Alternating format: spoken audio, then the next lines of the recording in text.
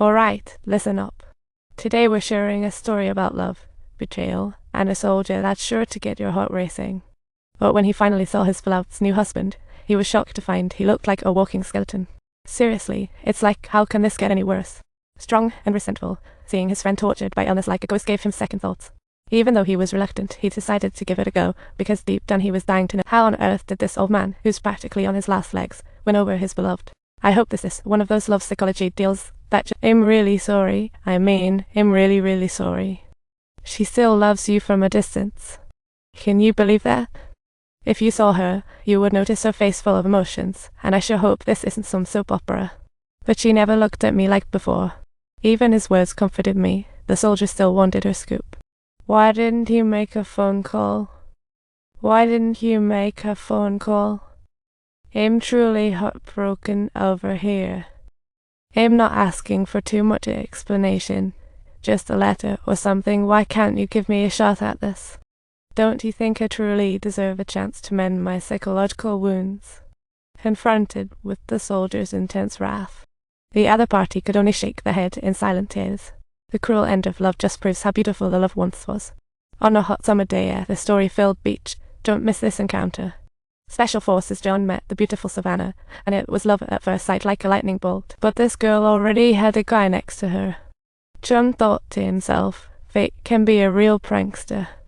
Out of nowhere, the girl's bag fell into the water, and her guy rushed to fetch it, but John doesn't like Superman. He quickly retrieved the bag, and just as her guy was getting there, John strutted back like a champion. Wow, what a hero. Savannah. She smiled warmly. Savannah cheerfully invited John to their beach party, chatting along, revealing they were just friends. Hearing this, John couldn't help but feel giddy, but then a little boy rushed over to hug Savannah. Seeing them so close, John felt an unexpected wave of jealousy, thinking the boy was her son, but then the boy's dad showed up, and John found out they were just Savannah's neighbors. Now he could breathe easy, and all the jealousy vanished.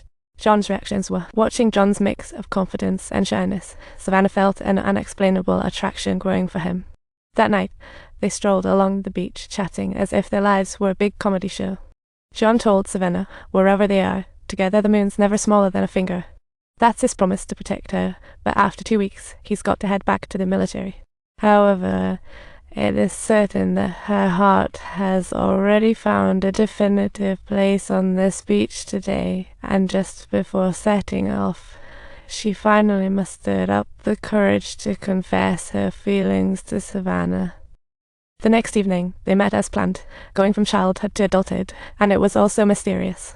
Finally, Savannah asked John to take her home, but he hesitated.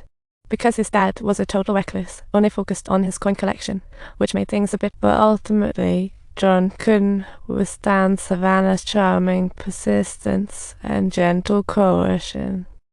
Much to his surprise, when they got home, John's dad discovered Savannah's enthusiasm for his coin collection. This left John's dad feeling surprisingly warm and friendly. From there, John's dad eagerly started to share the tales behind each coin. Throughout the entire night, they were immersed in their fun and enjoyment, leaving John feeling completely like the third wheel. Later that evening, John dropped Savannah off and she hesitated on how to say goodbye. But Savannah noticed his shyness and bestowed a gentle, warm kiss on John's cheek. With Savannah's warm smile and those filled with joyful memories, they officially established their romantic relationship on this beautiful night. From that day on, their laughter echoed through the ocean as they boldly rode the waves, with love as deep as the sea. They held hands on dates, with her strumming the guitar and singing those enchanting melodies. And John realized that Savannah was truly an angel. She actively participated in charity work, building houses for homeless kids. Talk about a real-life superhero.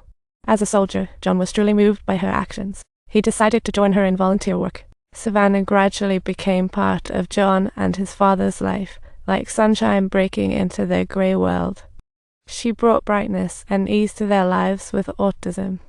Yet the father's legacy and business were the only bridge for their communication.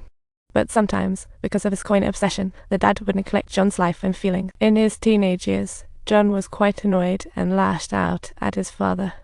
Like an innocent child, his father sat hopeful yet helpless. He silently opened the fridge, took out the milk that had been shoved in there, set it right, then gently closed the door. His love for his son was a continuous loop, wanting to quietly maintain their family. Besides that, he had no other way to express concern for John. But Savannah came in and gradually changed all of this. That's the meaning of life, lighting each other up and embracing every bit of care. Don't forget to like and subscribe.